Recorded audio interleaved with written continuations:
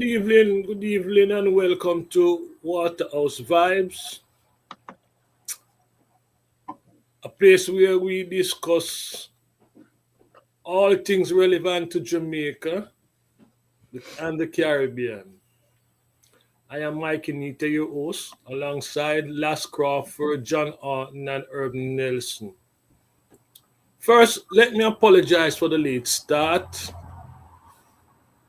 and also for the technical problems we had last week. We could not broadcast. However, at this point, I would say that we have resolved the problem and hopefully we'll be consistent in time and delivery. Today, we have a special program lineup for you. We're going to talk about the USAID cutbacks, its impact on Jamaica and the Caribbean. But before we do that, there are some things I want to touch on. And what I want to touch on is what is happening in the Southern Police Division in St. Andrew. It seems as if the killing continue in this area because last week, well, not last week, this week, a 14-year-old girl was killed in a drive-by on 11th Avenue in the constituency represented by the Prime Minister. Another killing took place in York Avenue. Again, that is near a border in Prime Minister Holness constituency. This area is represented by Burke Brown. And I don't know what's going on. Seems like the Southern Police Division is a hotbed for this sort of behavior. Hopefully, we'll hear something from the Prime Minister as related to police conduct and other things. The drive-by shooting in that area. Another issue I want to talk about is in today's Gleaner, there's a very interesting article from Rosalie Hamilton that talk about constitutional reform. And she raised the question as to whether or not the constitutional reform process is finished and done with. According to some observers, including Rosalie Hamilton, this process is flawed and it doesn't seem as if it's going anywhere because the Prime Minister is blaming the opposition party for not joining in his effort. Personally, I agree with the People's National Party not to support this approach to constitutional reform. There must be a more democratic process that involve Jamaicans, ordinary Jamaican, not the political Jamaican, nor business people or academics. The broad Jamaican society need to be involved in this process. And hopefully, going forward, we'll see something new. Another issue of concern is what is happening with the One Jamaica Legal Defense Fund. They are running, there's a petition by that organization, and the petition is around the Malinsky Act. And when you get the chance, I'd ask you guys to go to the One Jamaican Legal Defense Fund and sign it because we're trying to get as many signatures as possible so we can initiate a process in Jamaica. Okay? So that's what's happening. Now let's turn to the main topic, the USAID and its impact on Jamaica and the Caribbean. And for that, I'm going to refer to Herb Nelson because he has more knowledge. He's based in Washington, D.C. He knows what's happening. I am just learning. So, Herb Nelson will lead the discussion and obviously we'll contribute. But the lead presenter today is Herb Nelson from the Anti-Crime Anti-Crime Task Force. I think that comes from the Institute of the Caribbean Studies. Correct, Herb? Yeah, well, the Institute of Caribbean Studies Crime and Security Committee. I do board chair on that, and I'm also intelligence analyst with the Jamaica Diaspora Anti-Crime Task Force. Okay. And a lot of stuff we're looking at is the overall impact across the board on programs in Jamaica. We don't have yet a after action report on the State Department visit to Jamaica. Um, we don't know specifically everything that was discussed, but we know that there have been cutbacks. And if you thought Jamaica was a favorite son of the US, Jamaica got hit with across the board 10% tariffs like everybody else. The only people in the Caribbean who feared worse were the Guyanese. They get hit with a 38% tariff. And I know they've been trying to argue against that.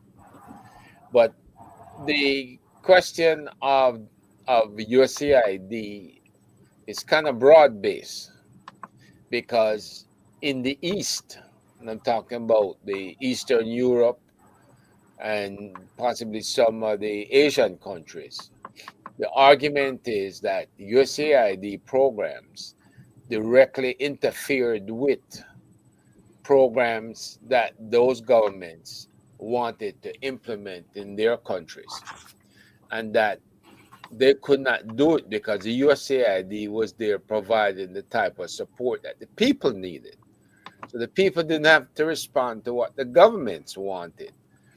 Um, uh, Trump's man in Hungary often refers to the USAID impacted him when he was trying to get the attention and force the people into a certain compromise situation. So, what we are seeing in the West is nothing like the influences and the impact because we don't have communist based governments. We don't have people who are trying to force their opinions and their situations on the people of the country. We're a democracy in the Caribbean, period. Um, you may not think so in Jamaica because the government of Jamaica has been doing pretty much as they darn well please, but that might have come to an abrupt end because there's no more money to play around with. Um, we've seen a rapid decline um, in the Caribbean, especially in the area of healthcare. But let me just go across the board as to the areas that have been impacted. We know June is too soon for hurricanes. July, August is about the time that they come on all the way into November. And so the role that USAID played in disaster preparedness and response, especially in hurricane prone regions. And Jamaica is usually the first to see the hurricanes when they come off the coast of Africa. They either come in directly at us and change direction and go south, or they might go up over Jamaica and kick off into the eastern part. We can't hear you.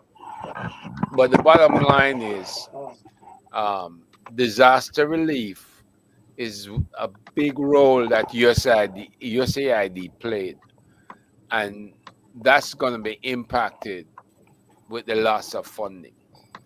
The public health area, initiatives aimed at disease prevention maternal and child health care, and sanitation systems have been halted. Those programs were essential in improving and combating diseases, especially in the underserved area. And just this past week, we saw a report that says AIDS and HIV infections are on the rise in the Caribbean, especially in Jamaica. So that is one area that nobody wants to get caught up in, where you get AIDS or HIV infection. Um, yeah, I don't know if you can come back home if you go down there and make contact. So maybe the experts on the panel can explain that. Economic development. USAID funded projects to boost local industries, create jobs, and support entrepreneurship. The suspension of these programs have now slowed economic growth and is increasing unemployment across the region. Another key area is the area of education. Efforts to rebuild schools and expand access to quality education are impacted and affected. It limits opportunities for children and young adults. Stick up in her. Can you turn up your mic a little bit? Let me see if I can. Is this better? Can you? Any better? Continue talking, you see. Yeah. Okay. So I was at efforts to rebuild schools and expand access to quality education are going to be affected and limits opportunities for children and young adults. Another area that we know Mr. Trump doesn't believe in and is doing everything to smash programs here in the US is climate change and sustainability. USAID supported coastal management, renewable energy, and sustainable agriculture initiatives, right? You hear about the blue economy that's recovering some of the loss of shoreline in a lot of Caribbean countries, or the impact on fishing in different Caribbean countries. Because you know that fishing is one main avenue that people were able to support their families when it comes to uh, food. So the loss of funding may just impact the region in addressing the fishing and in addressing the land recovery um, in the beach erosion and those other areas that impact the islands after being hit by hurricanes. Shutdown, of course, has impacted non-governmental organizations who are still struggling to get the work done. Some have to just shut down and lay off the people immediately or close entirely. USAID functions as an independent agency that works to deliver aid to impoverished countries and give development assistance. And to see now that a lot of their functions will be taken over by Secretary Rubio at the State Department, um, I don't know what that means, because pretty much Secretary Rubio was anti-Russia and anti even Trump prior to him being selected as Secretary of State. So now we see Secretary Rubio singing a different tune.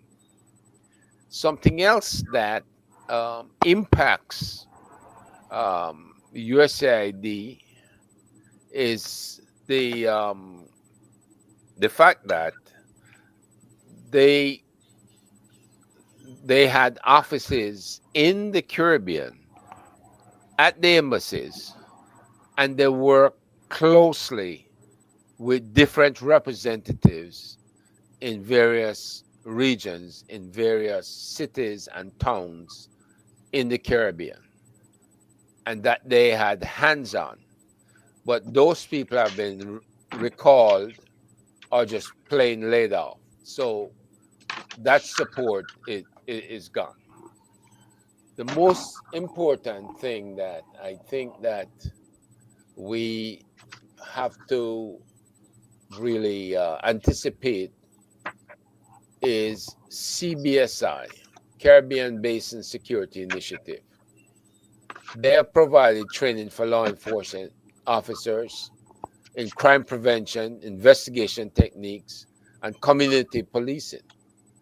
Those initiatives included workshops, mentoring, and capacity building efforts to enhance the effectiveness of law enforcement agencies in tackling organized crime, transnational crime, financial crime, and other challenges. Um, in the area of healthcare, they had the Pan Caribbean Partnership against HIV/AIDS, and they had another one called PEPFAR, the President's Emergency Plan for AIDS Release. Those they supported efforts to combat HIV/AIDS in the entire Caribbean regions, and these programs included prevention, care, and treatment services, as well as capacity building for healthcare providers. Both types of programs have played a crucial role in improving public health and safety in the Caribbean region.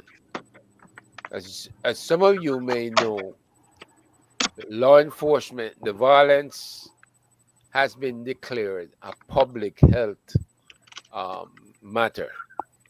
And a lot of the islands were to get support and services from USAID because of the fact that the public health, which included a lot of mental health and the building emergency services, um, were the areas that they were going to concentrate on, pretty much. Um, the USAID implemented several programs in the Caribbean that supported and enhanced healthcare. Um, they did it through private sector initiatives. They focus on improving access to healthcare, particularly in family planning, the maternal and child health, HIV prevention. It worked in countries of Antigua, Dominica, Grenada, and St. Lucia, especially. And now that has been lost to those countries. Um,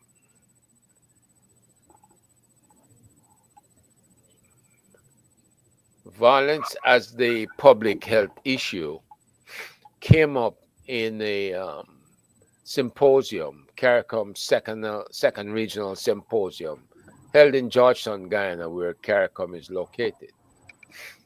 And they voted on things like the passage of a CARICOM arrest warrant bill, um, and they voted on violence as a public health issue.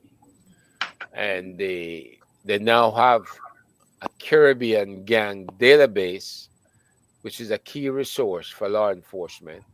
So when our people would get on a boat and go off to Haiti or some other Caribbean island Can you after, speak up, Herb? Can you speak up? I can't speak up because I maximize my Well, pull the mic nearer to you, bro. it's right up under my mouth. Okay. Okay, I don't know why you're not hearing. Okay.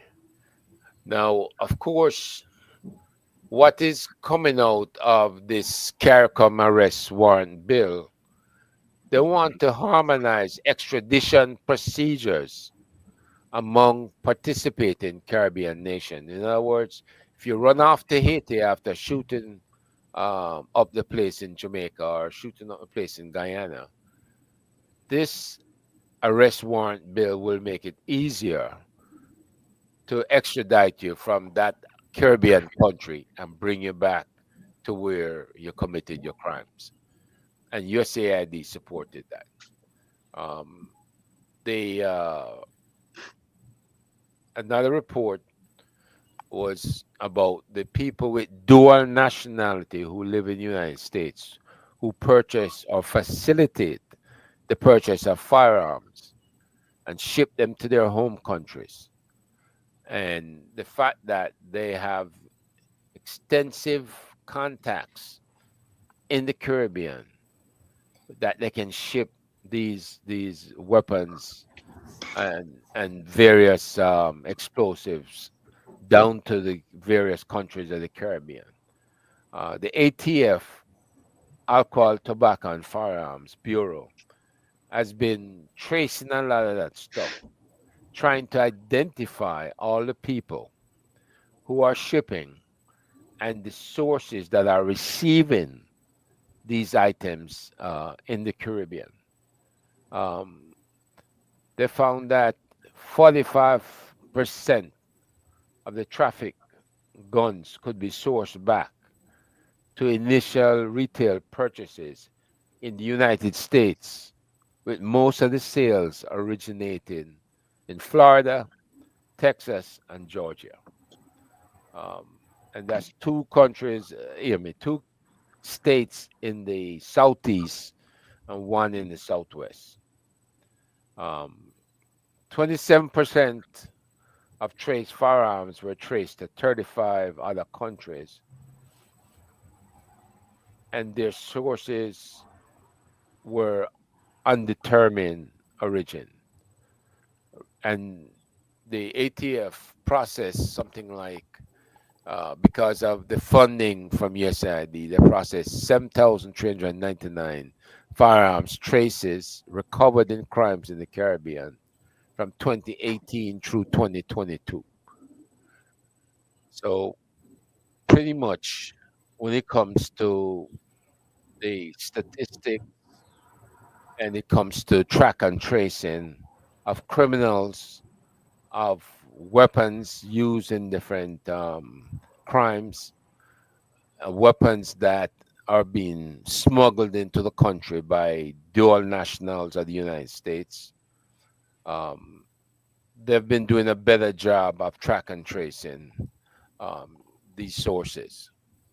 So pretty much that covers the main areas of impact to that the USAID loss of funding is going to affect.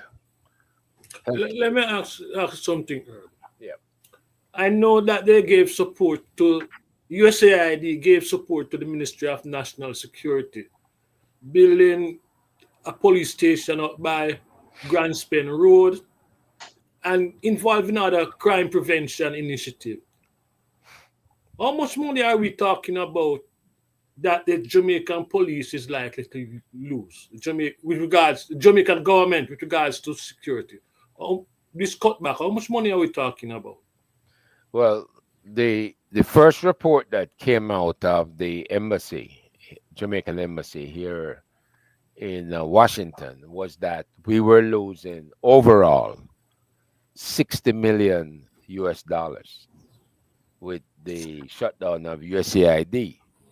I can tell you from my engagements with in the past with HSI that the monies that went to national security, which includes JCF and JDF, total upwards of 55 million US. And it's cut back what the cutback represent. The money is gone. The money is entirely gone because USAID has been shut shut back shut down. With the exception, there were something like trying to find the statistics here where there was something like about say about 5,000 different um, programs that USAID ran, and uh, uh, Trump and Elon Musk has shut down about 4,000. There are actually only 1,000 programs left, and those are for the people that the US wants to keep um, impacted. Those are people that they have a lot of programs ongoing in those countries, other than just giving them aid and assistance. And the HIV program that also shut down.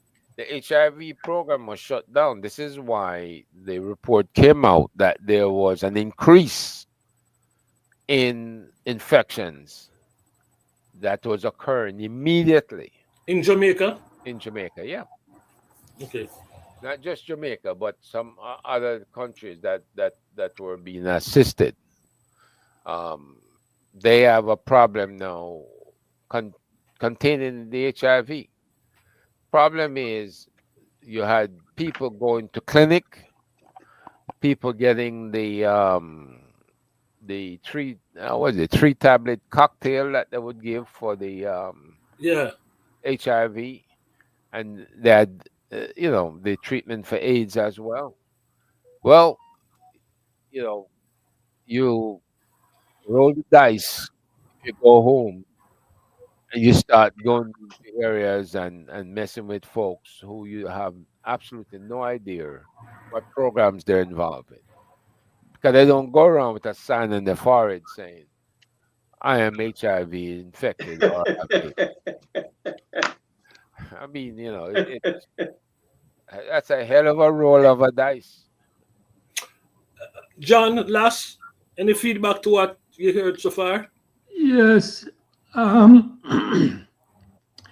in addition to the direct programs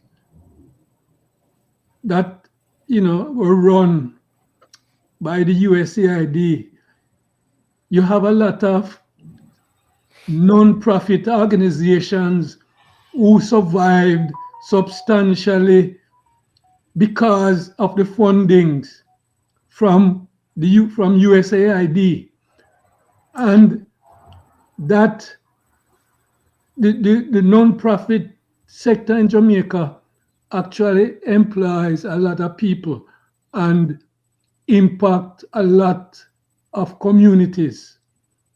So we can expect that a lot of people who used to be writing grant proposals, a lot of people who will be setting up programs and seeking funding, a lot of people who would be actually on the ground running these programs would be out of a job after the cutting back of the USAID program in Jamaica.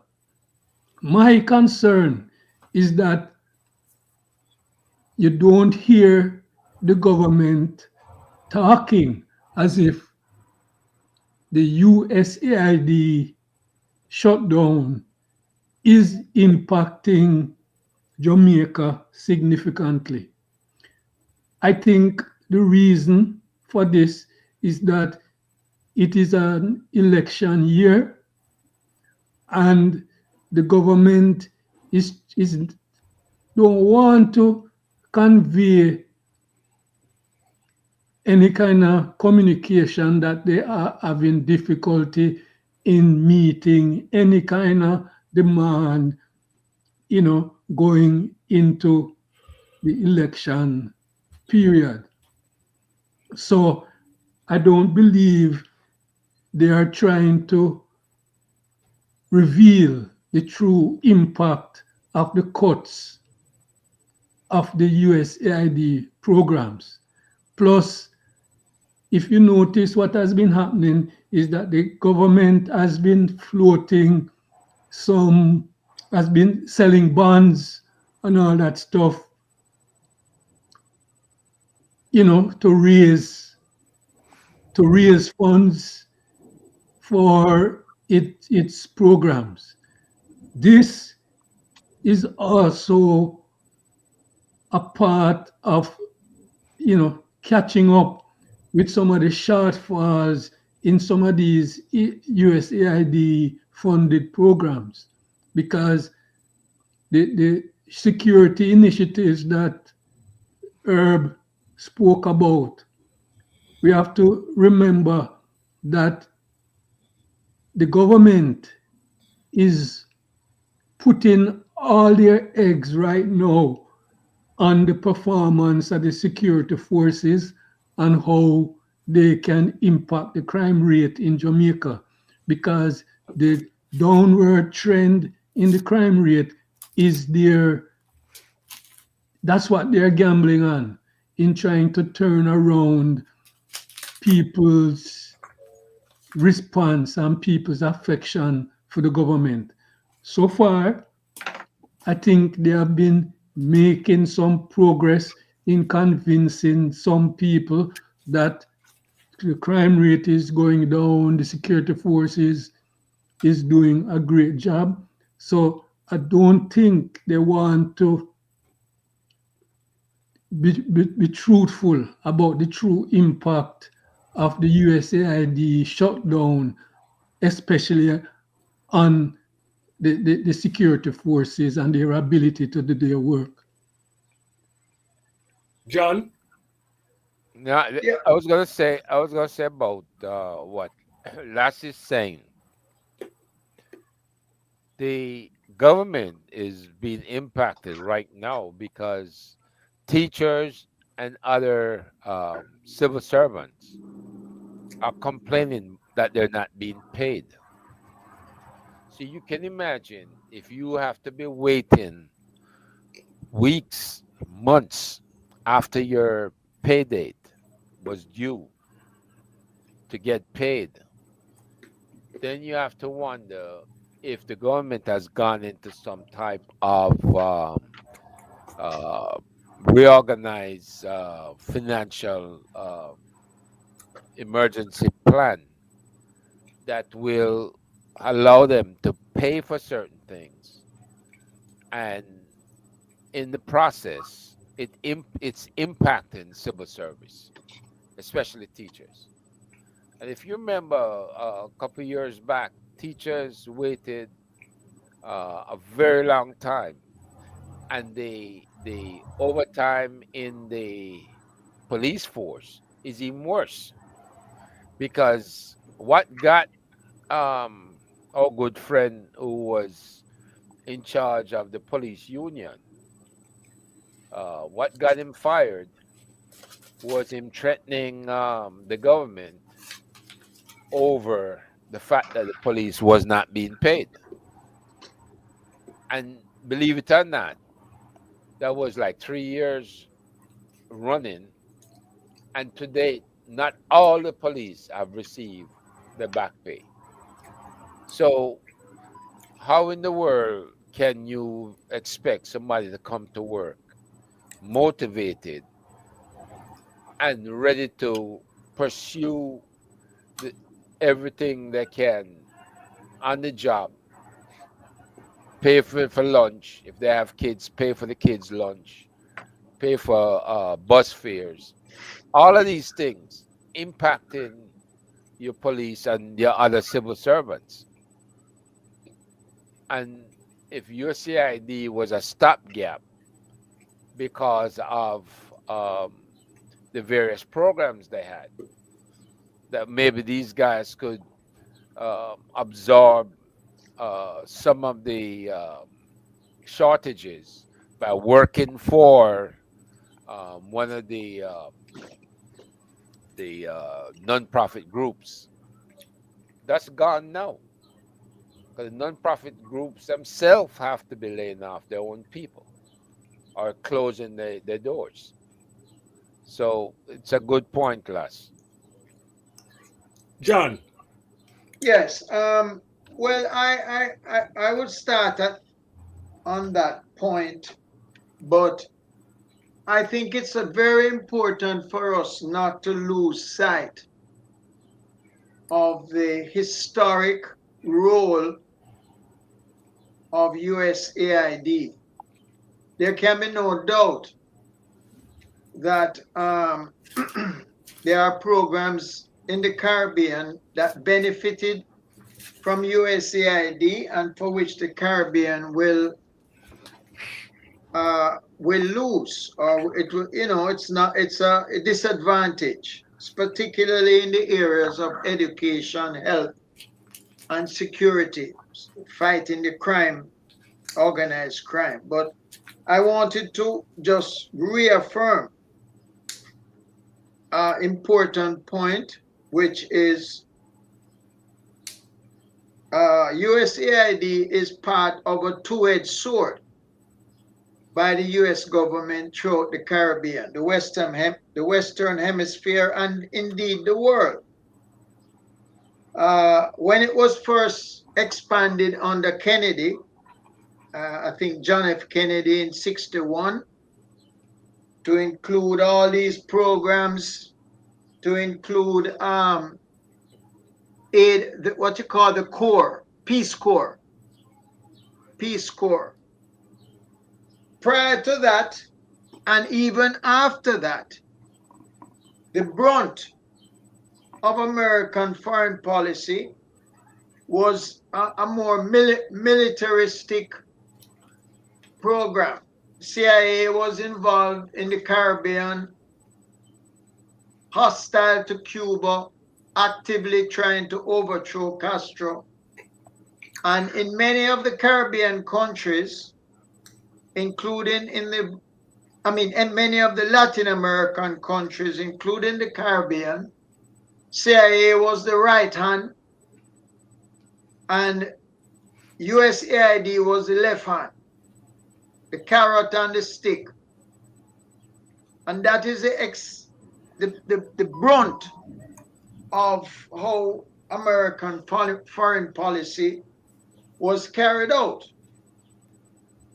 I also want to mention recently on the news, I was watching BBC News.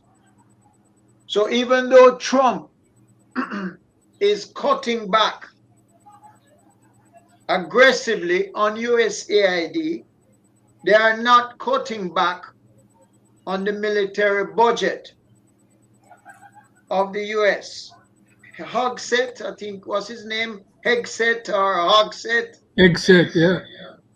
announced that the US government budget, military budget this year, will for the first time pass $1 trillion, representing not a significant portion, maybe 3 or 4% of US GDP. But remember, US GDP is the biggest GDP in the world. And the next 12 to 15 countries after US, when it comes to military expenditures, are eaten up by the US budget alone. So it's not an indication of peace that we're looking at. We're looking at a government that is going to strengthen their military budget, but reduce the soft hand of US foreign policy. If we use that term, disaster relief, clean water, HIV, polio, research, climate change, all those things are going to get licked. But the guns, the armory, and the position being taken in regard to many countries, I thought you would have explained why was Guyana getting such a high 30, so you said 35%, 38. 38% of tariff. Not clear exactly why that is so, but certainly also you didn't touch on Cuba. There is a clear Cuba and Venezuela are being strangled by the US current policy since Trump came in. He has given a free hand to Israel in the Middle East in regard to the Palestinian struggle. They have thrown up the whole peace agreement, and they are now in a new war since the beginning of March. No food, no aid has gone there.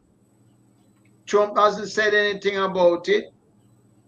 And I just make this point that on the military side of the Trump administration is not an indication that they are, the reduction in USAID, I'm sorry, the reduction in USAID is not an indication of them lowering the presence of militarism throughout the world.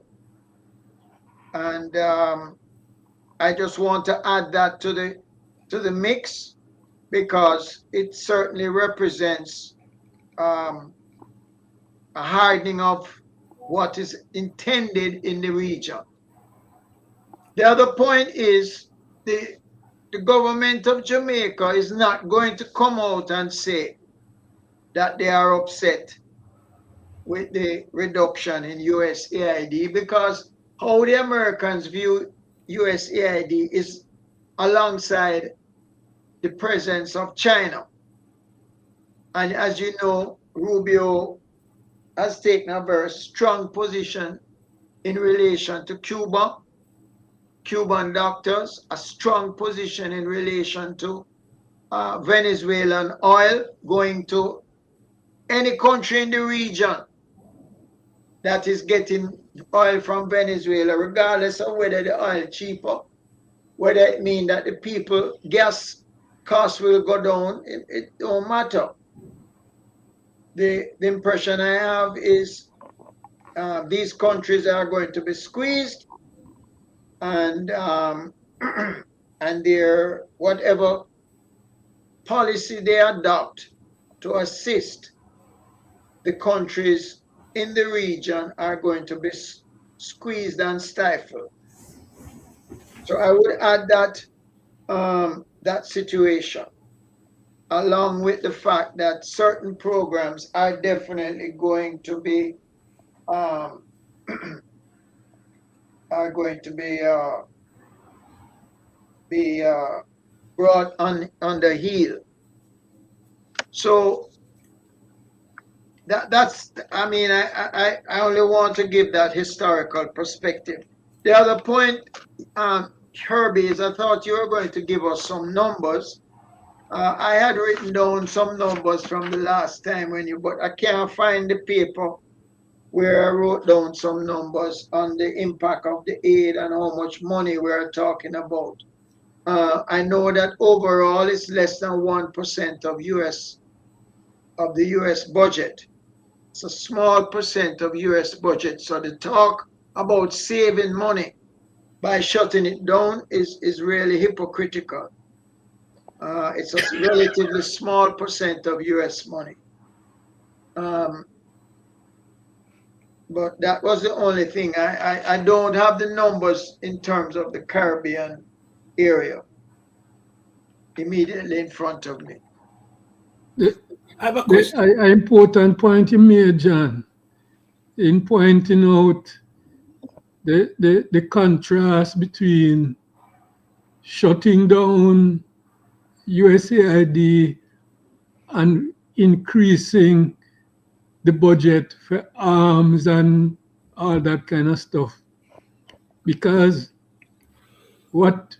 just the mere shutting down of USAID emphasize that it emphasizes the path that the Trump administration has been on. And both Rubio and Exet, couple months ago, they made it clear, and Trump himself made it clear that America is gonna be acting based on them strength in the world arena.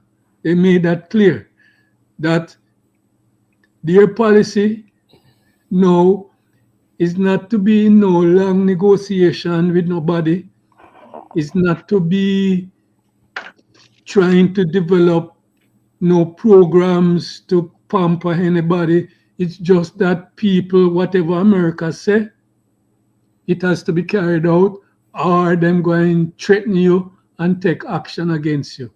That's what the whole shutting down of the USAID programs should signal to everybody, because the USAID is that arm of the US government that tries to use influence rather than military strength and aggression, Force rather than force force. for people to side with the US. So what they're saying, we're not going to be trying to influence you to like us anymore.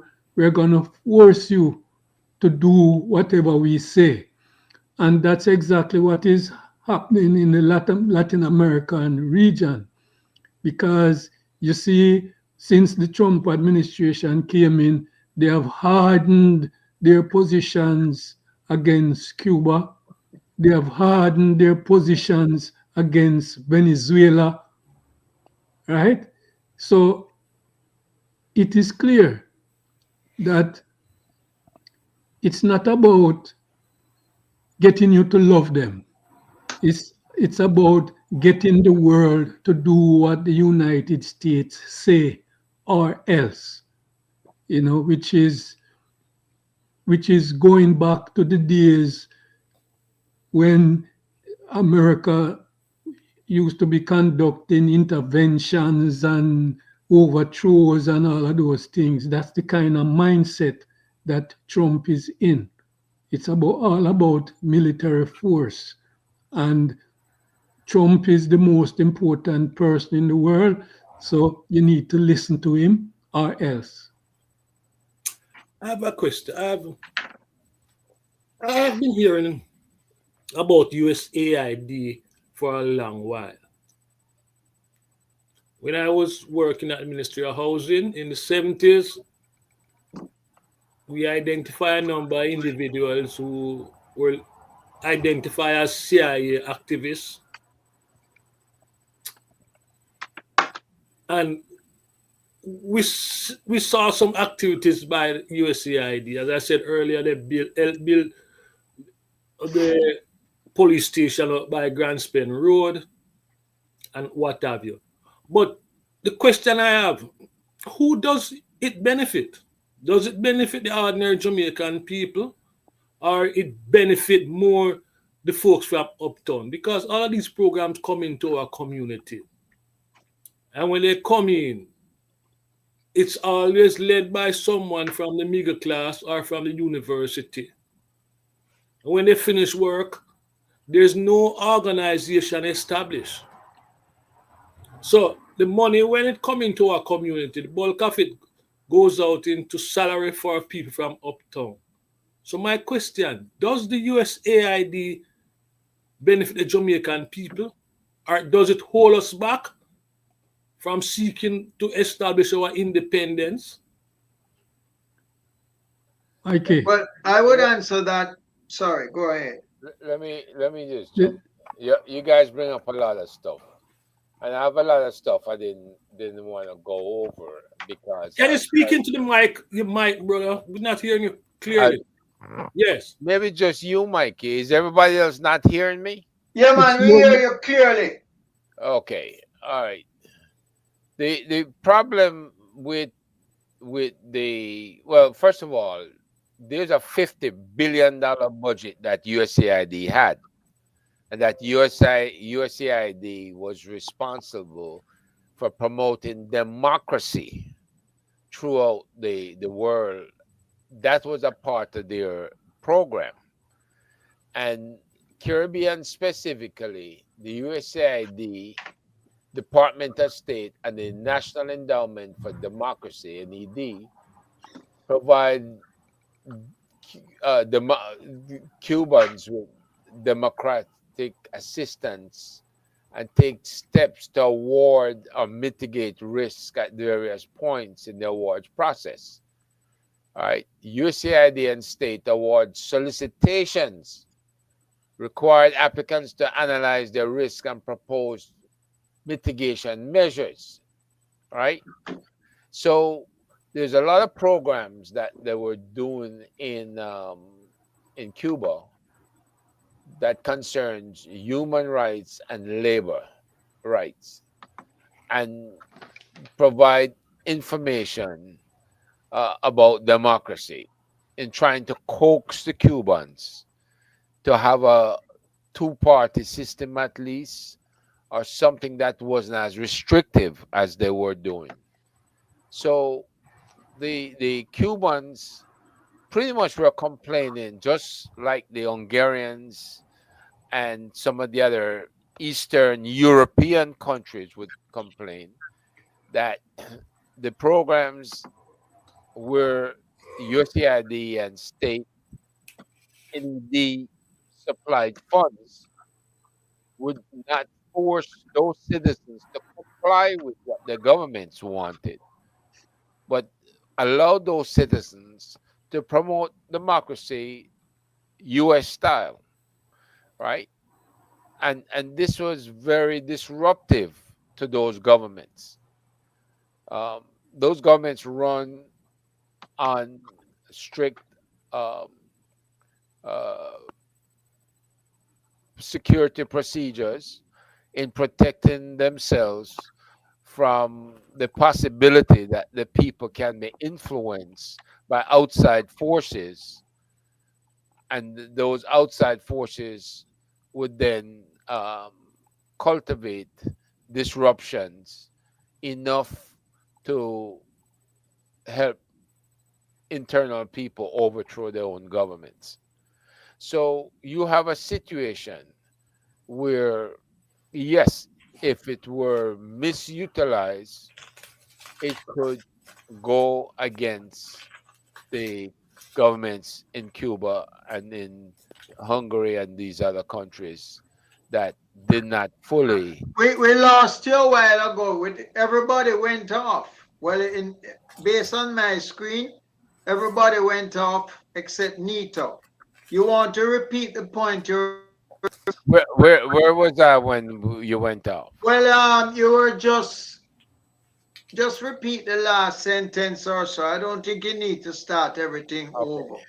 I think that was just you, John. Well, the fact is, I said Cuba, Hungary, and some other Eastern European countries that were complaining that USAID was interfering internally with their promotion of democracy and other style humanitarian programs.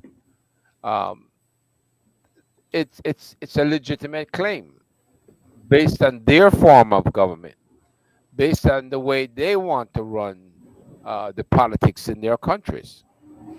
But in Jamaica, Guyana, and other countries, the idea that people didn't get rich, or you don't know exactly who was profiting, it's possible that people who are from Jamaica with dual nationality that would write up a proposal to State Department and to USAID were getting monies to run programs that supported either healthcare or law enforcement and community development programs, and you would never know who they are.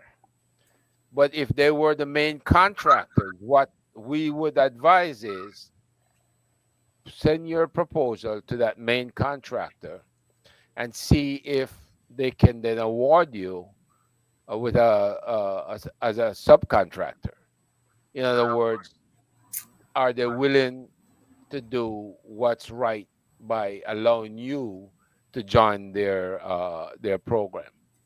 And we see where the main contract may call for certain services, and we have seen where those services can be provided for a lot less money than what the person who won the proposal. But But But do you think that USA is beneficial to Jamaica? it has been beneficial all these years. The only time we know it wasn't beneficial was when it was involved in support to maybe Siaga and others. But as a matter of fact, the programs that Siaga ran to include the building up of Tivoli Gardens and certain social works departments of the government. Um, this is where they gave full support to intelligence efforts in undermining the Manley government back in the day. But what we see today has been they still continue to pour money into Jamaica because Jamaica is a security risk. If Jamaica were to fail, become a failed state, which it came very close to that because people were leaving Jamaica by the thousands and paying their way up through the Inter-American Highway, coming through the southern border. A lot of Jamaicans were doing that, and you had to wonder why was that happening then, and it was because people were feeling that they could not survive in the system in Jamaica. A lot of those people would get turned back and they turn right around and come right back in because they had the means to do that. But you know, right now you have to ask yourself the question: are we going back to that? Are we going to see a lot of Jamaicans paying money to come through the jungles in Colombia and coming through Costa Rica, coming, Panama stopped the Jamaicans coming through, but other countries might facilitate them coming into their country and then coming up the Inter-American Highway and coming across the Mexican border, right? Last, you think Jamaica benefit from this relationship? Jamaica, Yes, Mikey. they have Mike. Yes, hear my view on this thing. We know, and the Americans know, that their interest in USAID is not primarily about Jamaica. Their interest is about advancing how America Democracy. looked in the world, advancing the image of America and getting people to love the American system and to accept American investment in the country and all that. That is what the program is all about. But while they're trying to while they're trying to create a positive image of America and a positive image of American system and a positive image of capitalism. There, the things that they do to achieve that, it have spin-off benefits to Jamaica. Such For as example, for example, ask yourself, is supporting the AIDS program in Jamaica helping Jamaicans? Yes, it is helping Jamaicans because one, Jamaica does not have the kind of money to fund the HIV and AIDS services, right? To control the spread of the disease. And their USAID intervention helps to do that. It helps to control the spread. It helps to get people treatment, right? So it is a positive thing. When you have non-profits, you have a non-profit can operate in Jamaica and employ people and get USAID funding to operate a program in the communities to assist youths who are not in school to get trade training, right? To get training in conflict resolution for ordinary Jamaican parents to get training in parenting skills. Those are things that are helping Jamaica. So while we know that the objective of USAID as an arm of the US government is to influence us to love and accept more American style democracy and American style of operating. We know that. But there are spin-off benefits. And if we lose those benefits, it means that the government, our government, have to come up with the money to fill the gap that some of these programs were able to fill. For example, as Herb outlined, the big issue of the security initiatives that USAID has been supporting. That's a big, big thing. So while we know what they are about, it is better that they are about funding these programs and trying to influence us in a peaceful way than trying to use overthrow and CIA to infiltrate our communities and set up the youths and all kind of things like that. It is a better way than the violence that they used in Chile. It is a better way than the kind of policy that they're using against Venezuela and Cuba.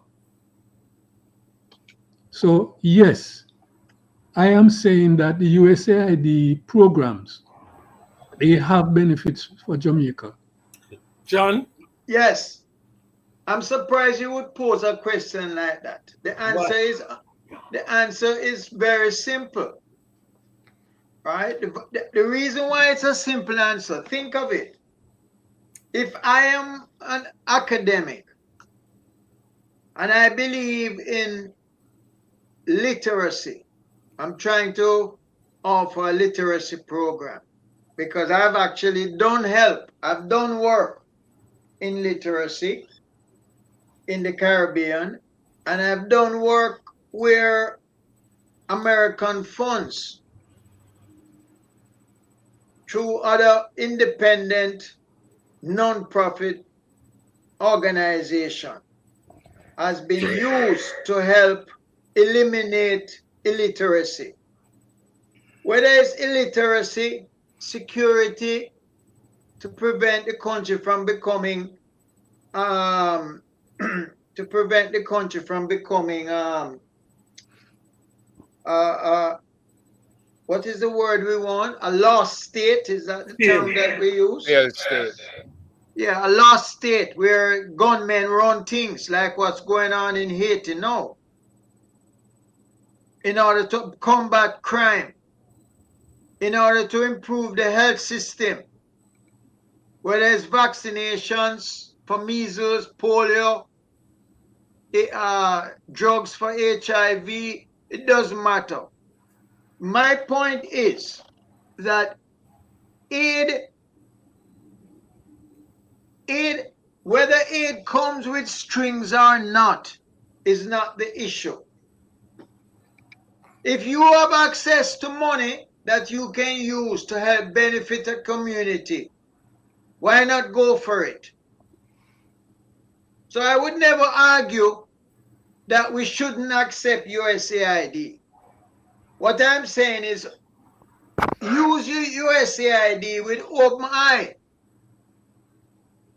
Use your USAID in the way the US look at it and the way China look at it too. The way China look at it, whether or not they are influencing how you see the world. The point is that these countries, by virtue of how they behave in the global south, impact the global south. A country that come and tell you how to live, that overthrow your government. Right now, somebody in the column asked us, why don't we talk about what's going on in Burkina Faso, where an attempt was made to overthrow the government of Burkina Faso by the West. I don't know how far it go, where it reached, but we know USAID helped to overthrow Lumumba. Get rid of him, kill him. We know they helped to overthrow Gaddafi. These are historical facts. There's not a dispute. There's no argument about these things. Every time that a country uses influence to overthrow another country, the question becomes, what impact does it have, not just on the country itself, but to all other people who are in the same struggle, who are in the same, trying to bring themselves out of poverty.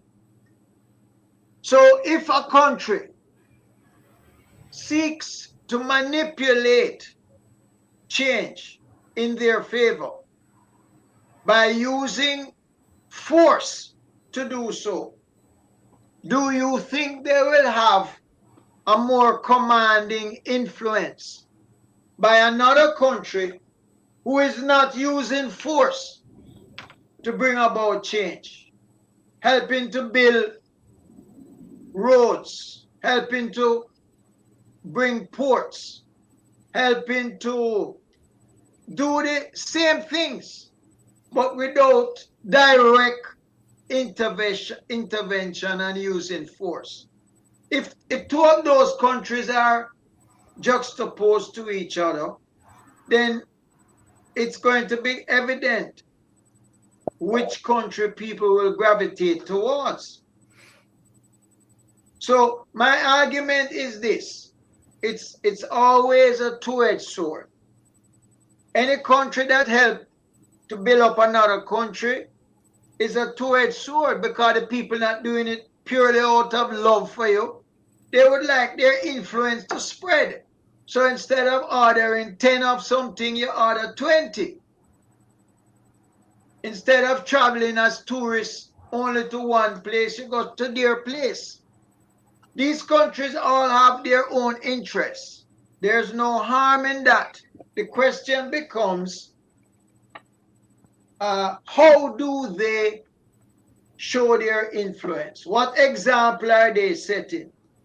And the world we want is a world where people are free to choose which type of economic and social and political development they would like to live in.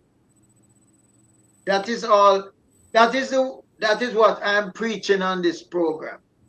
That people should have that right. But So, John, yeah. John, the other side to that, is that what is the attitude of the United States is on the international scene is the same kind of attitude that is being played out in the national scene in Jamaica with the politicians.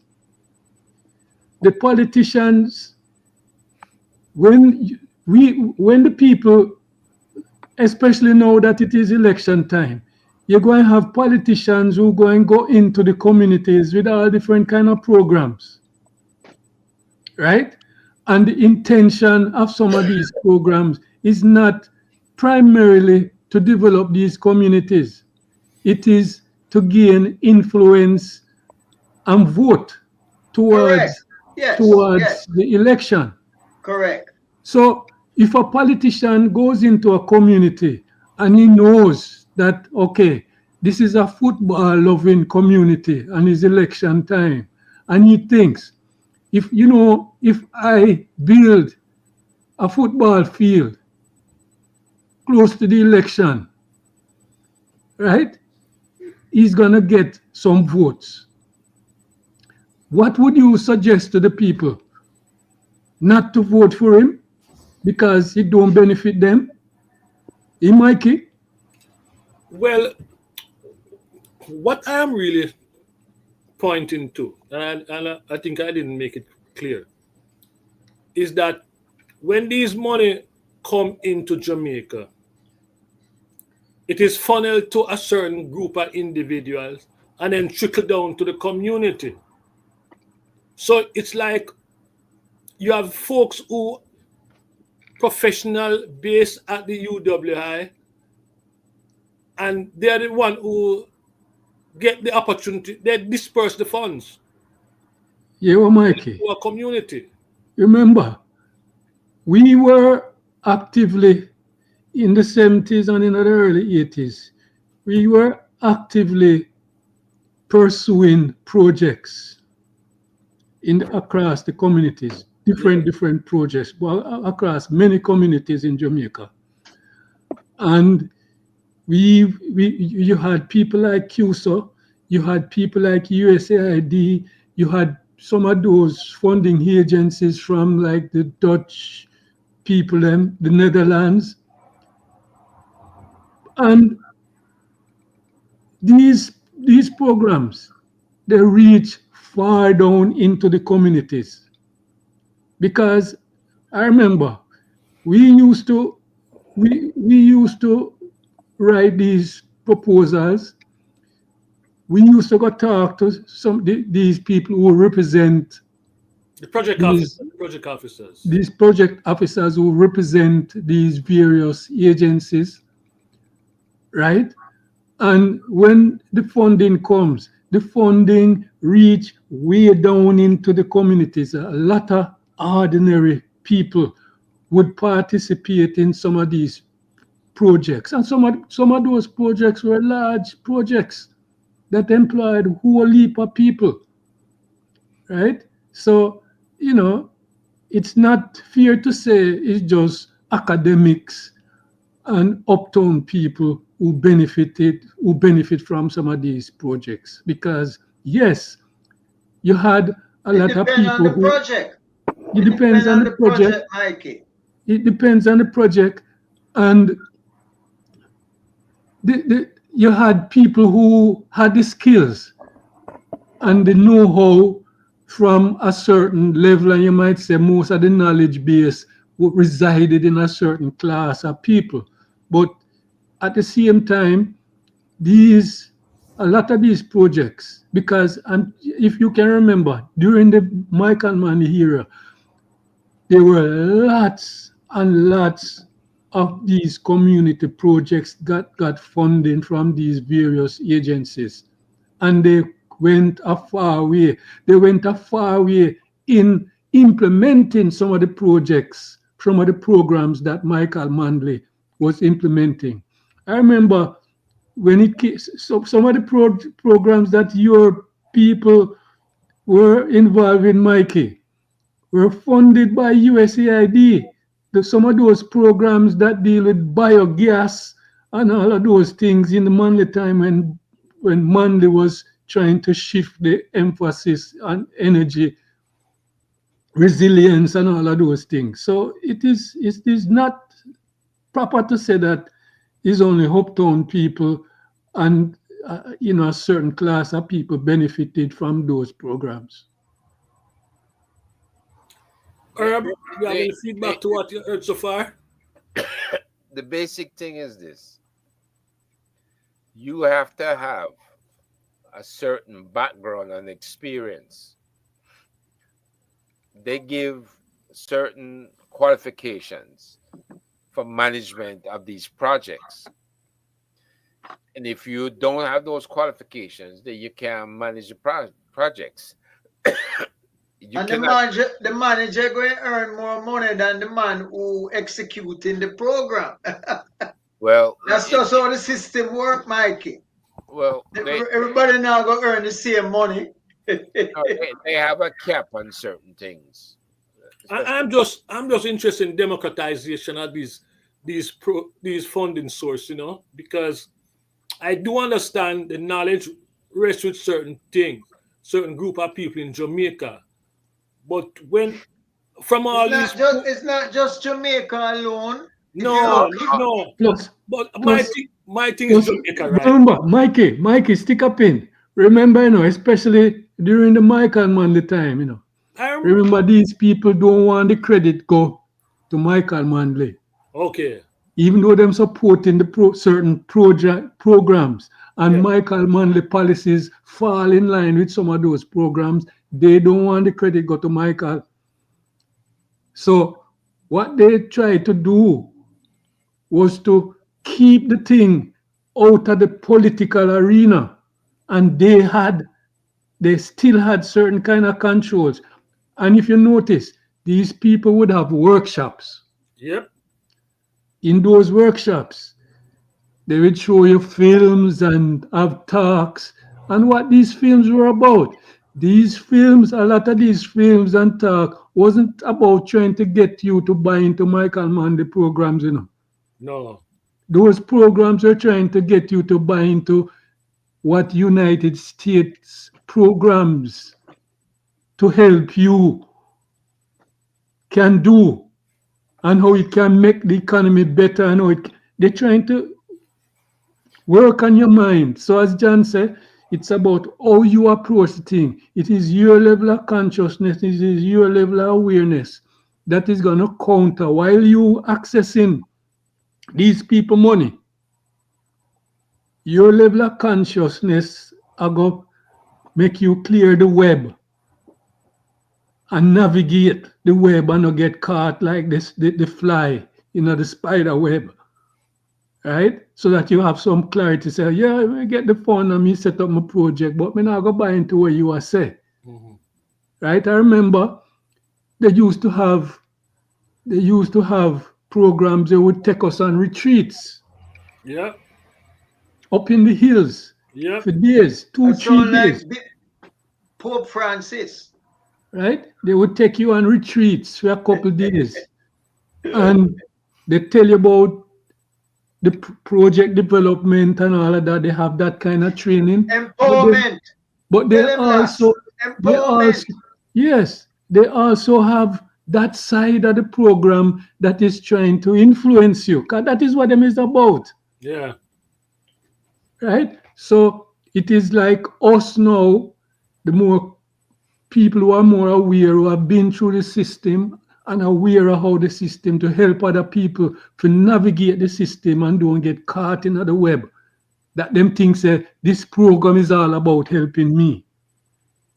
So It's the now that same way. It's the same way, Mikey. Let's use a very brutal example. If there's a program to train police and they send them to Sandhurst or they send them to West Point. Well, I don't think West Point is a police, Police but will be FBI Academy. FBI Academy. Ross, Mikey, you think if I was the prime minister John, of a country, stick up in, John. yeah, Mikey, Patrick, same get locked out of the thing. okay, I will try because Yeah, yeah. Sorry, John. yeah. So if I am the prime minister of the country and the police are going to get training at the FBI Academy to fight drug, criminal, organized crime, sex trafficking, which is something that we are as a region we are caught up in. Am I going to say I'm not sending them to get the skills to the West? I'm going to send them to China or I'm going to send them to Russia? No. It lifts the police force. It empowers our people to take better control over our security system. Same thing with the schools, the medical system, etc. So we have to see a thing. It's like saying if colonialism brings school. No, it never teach everybody because it only teach the top. It only teach the top people to read and write and send them to university. Some of them go England, but they came back as change forces for change. That is how society works. It's a dialectical thing. It works this way, that way. The point that I'm making is we would like to see a more free-for-all influence, ideological influence, you might say, not a military influence on the world. We want to see that, you know, that you have these forces at work. You want to have the ability, the people should have the freedom to decide, I want this part, I take this, something good in this, but something bad in that. Something bad in that, something good in this. We take out the best out of it for So ourselves. so let me ask you, gentlemen. Now that we lose this money, the cutback, what Where am I what going to get it from? yeah, what the government should be doing now because it cut back. So it Well, likely the government have to do what they say they are going to do. One, which is which is you have to tighten up your system. You have to tighten up corruption, thieving and corruption have to get big licks because money tight in the country. Money tighter in the country, resources are tighter, programs are tighter to run. Two, we look for other people who can help us with certain program. If you can't get the money from the east, you look to the west. If you can't get the money from the west, you look to the east. Yeah, Herb, you that's think Especially, that's You possible?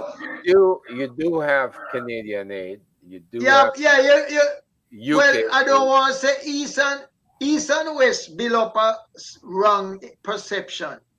The EU, when I was looking at an excellent documentary the other day from Norway.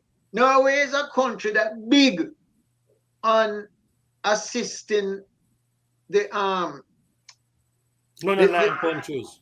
the under the yeah, what them call it now, the developed south, countries, the south. underdeveloped countries, Yeah, it's a big, them developing invest countries. a whole heap of their GDP, and their whole attitude to the rest of the world is quite different.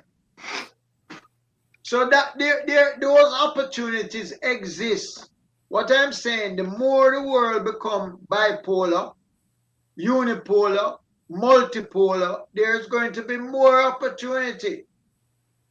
There's going to be, the Chinaman said that them get to sell all of the Brazilian people said them sell all of their wheat to China that America now go take.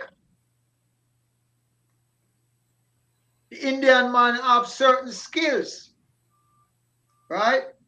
So these countries can step in specific areas. I'm not saying it's easy. You're going to get squeezed because the gap between the US and most of the rest of the world is still significant, but it is not as significant as it was 30 years ago or 20 years ago. No? No. Herb? Look, the in the Caribbean, USAID currently I'm not talking about in the past because we can't go back in the past because Your s- vote, your sound, your sound. today USAID is more supportive of programs out there that impacts a lot more people. There's an empower initiative for Yeah. our underserved youth that was started in September 2024, and that included the different NGOs that supported young people. They were getting money, and they were getting money to pay for. Um, I know, like the psychologists, youth psychologists, they were getting money to pay for folks who could go out and recruit uh, the private sector to support youth employment. Uh, the youth employment initiative that they launched was had to do with expansion of entrepreneurship. In other words, folks who could start their own business and hire young people to work within those businesses. Um, a lot of different ideas came up, and things were being paid for that was not a part of the regular uh, climate in Jamaica, right? It had nothing to do with the Time Store or Nathan's and all the other old type stuff. You see, these are things that young people were involved in, working with the internet, doing different businesses on the internet, and the young people ideas that the older folks could not conjure up. Um, those are the things that the USAID money could support, because if it involved them employing at least 10 people or half dozen people, they would support it. So you have different initiatives that will now be impacted as a result of the withdrawal of those funds, unless somebody in the private sector can step up and replace what the government is doing. Our- Sound gone. What's going on? You can't hear? You Yeah, no, come me back, you hear come you. back. Go, Come go back, ahead, you go come ahead. back. Okay. You know, I'm saying the money that was there was playing an important role, especially among our young folks. Young folks were using, and today with the advent of AI and other online programs, they could use it to establish businesses, right? At first, they were just doing things like printing up business cards and printing up posters and flyers and stuff like that. Now they can do that across the entire Caribbean. Matter of fact, if you want something, a poster or a flyer printed, you have an organization right there in New Kingston that you send them the information, they prepare it, and they send it to a printer, probably one of the FedEx printers or UPS printers here in the US, and print off the project you want. So the idea that you need to actually go to Jamaica or you need to go to Guyana or Trinidad to do business, that's no longer so. So if USAID could provide computers and provide the training, and people could then do projects, um, preparing a variety of different things online in support of businesses, and the cost to the business person was that they didn't have to maintain a staff to do that anymore. Because it was now cheaper. They didn't have to pay out benefits and stuff like that. They could now get an independent contractor, basically, to do that kind of work, and don't have no overhead that went along with it.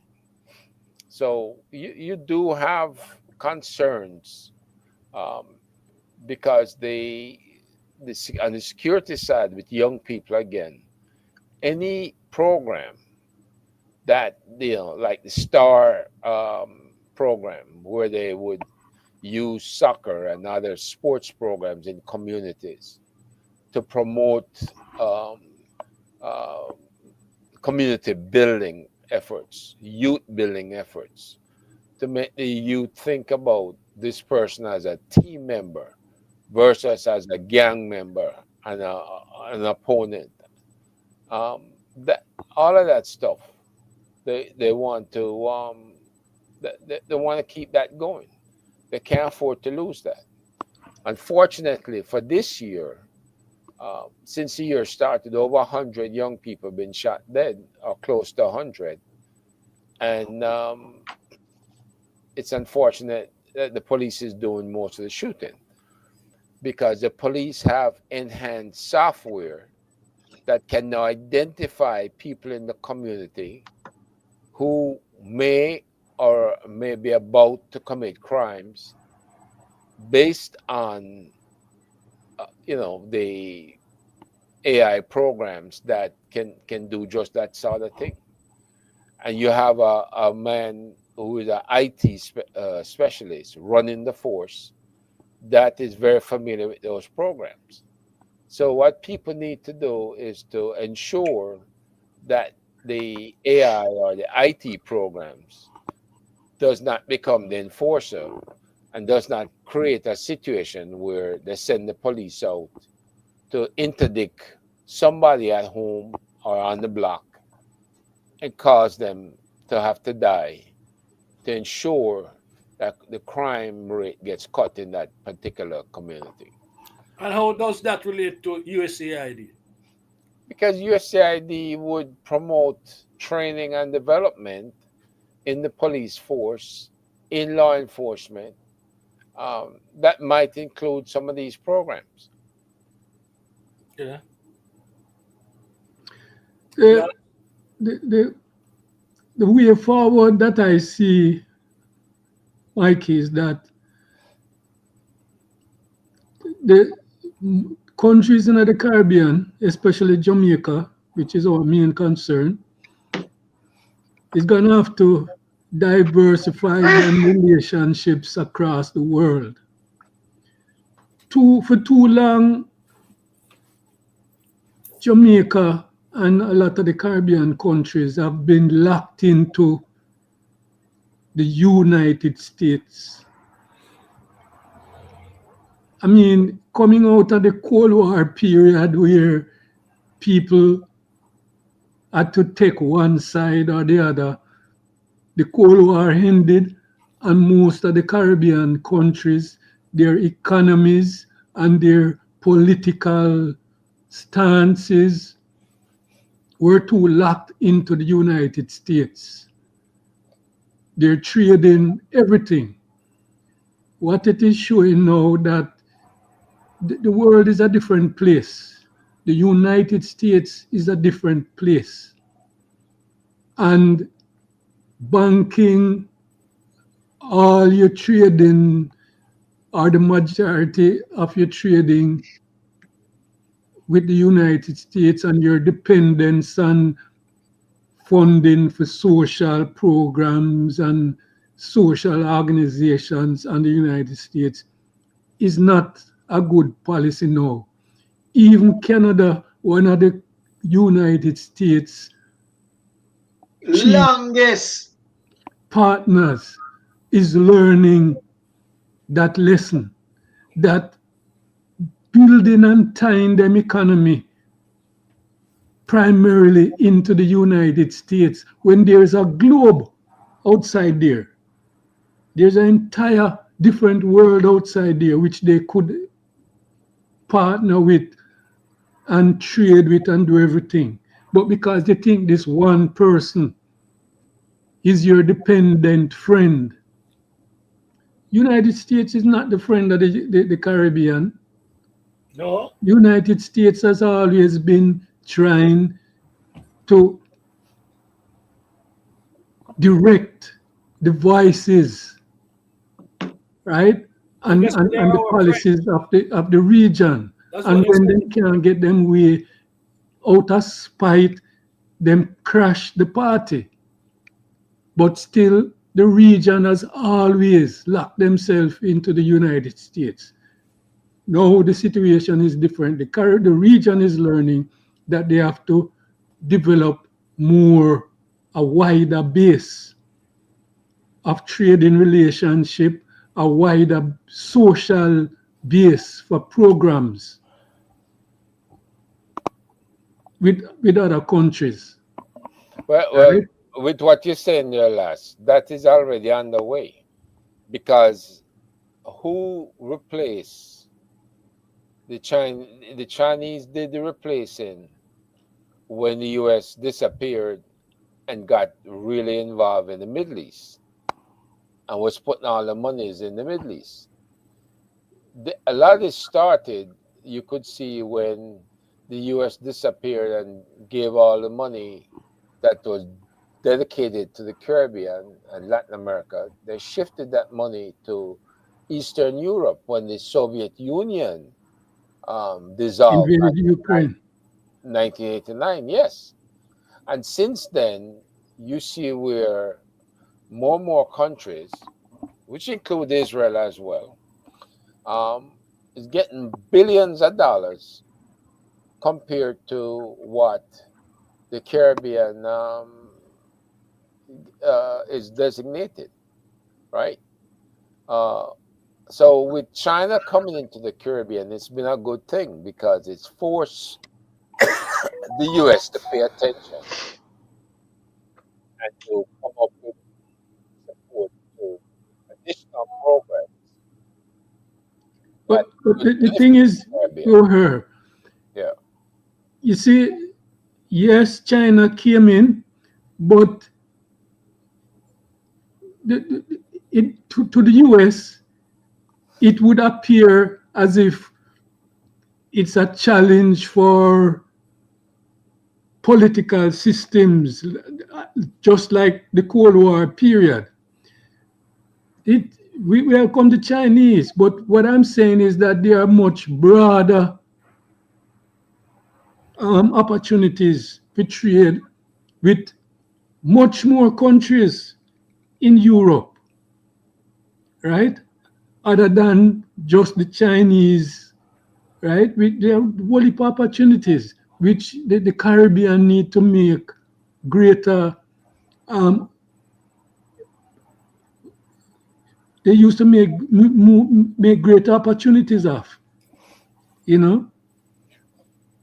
Well, I still see the French is involved in the Caribbean, Haiti, and the French Caribbean islands, and even gave relief to Jamaica when Jamaica got hit by the hurricane.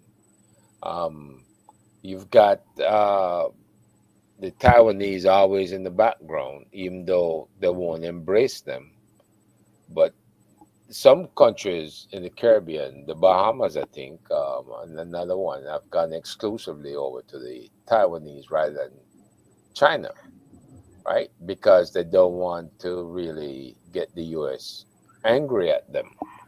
So you do have other countries now that we see moving in, and that includes the Middle Eastern countries. There's a lot of Middle Eastern people moving in to Jamaica on the North Coast and looking to do tourism development in different parts of Jamaica. We have water as a, even though water seems to be short in Jamaica, we have business with China and France and other countries where they're selling them Jamaica's water, right? Now you ask yourself, how can that be? But this is happening. Um, you have Jamaica's infrastructure, the roads, and you know super highways built by China. And then what we see happening now is that it's poor um, engineering, and we see where Jamaica has gone to the US to ask them for help in correcting some of this stuff. They did that with Trump's last ambassador when they gave them the building downtown for the Ministry of Foreign Affairs, and there was no toilets inside the building. Question is, how can you complete a building and no toilets? Who the hell planned that out? So you do have a lot of situations that Jamaica's gained by doing business with China, but are they completely enamored by China to the point where they're going to do sole business with China?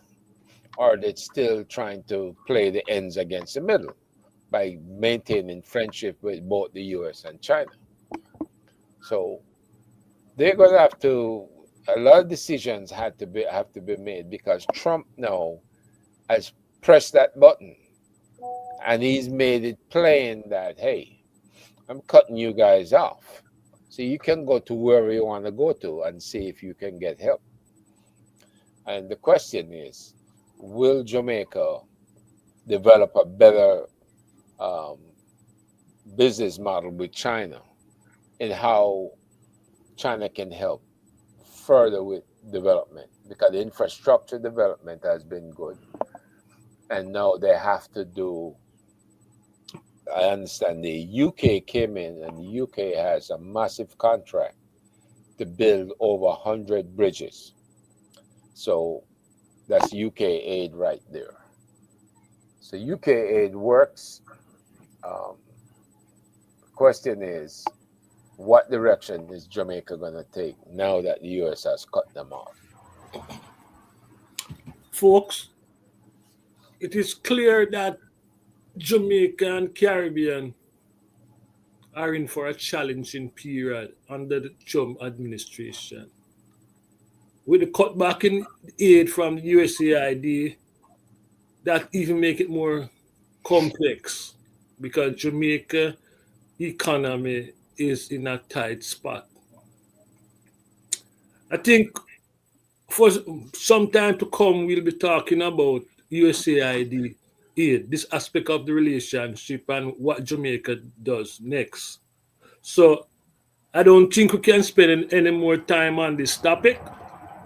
I think life will have to prove that Jamaica need to diversify its trading partnership and relationship in order to resist because service going to suffer in Jamaica and I think pretty much suffering just now. Okay, so what I want to do is thank the panelists for the contribution and encourage the listeners, those who like what they heard today. Please, I'm asking you to like and subscribe because we need to get the numbers up. Just now we have 2,400 subscribers and we'd like to move it to 5,000. So please, I'm begging you to like and share this channel. On another note, I want to tell the listeners about an event happening on July 21st.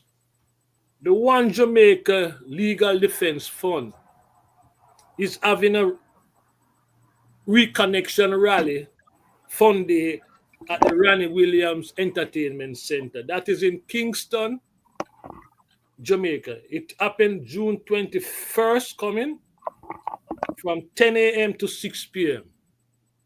Okay, I will have coming weeks. I'll have some more information to share with you. But this is something I would encourage the listeners. If you're in Jamaica, please go out and check out this event. From what I gather, they'll be doing a fun day, cleaning up and all sorts of things. There'll be speakers, what have you. And remember, this event is sponsored by the One Jamaican Legal Defense Fund. June 21st from 10 to 6 p.m. On that note, I want to say again thank you to the panelists To the listeners, please like and share this platform. Next week, we'll have Mr. Anthony Hilton, MP for West St. Andrew and legal advisor to the People's National Party. He will join us for a discussion on the election campaign, what he's doing in West St. Andrew, and the PMP overall strategy. So please join us next Sunday at 4 p.m. And we're strict about that time. We're going to start exactly at 4. Okay? 4 p.m., not 4:30. 4 p.m. We're going to start. We're going to become more disciplined in our endeavors. Until such time, Bless up. bless up, walk good, and love yourself, and love the one you're with. All right, John? Who that? I don't know. Help me Mikey, out. Tell me who that. Love the one you're with, John. are you talking about? Hey. Is that the AIDS avoidance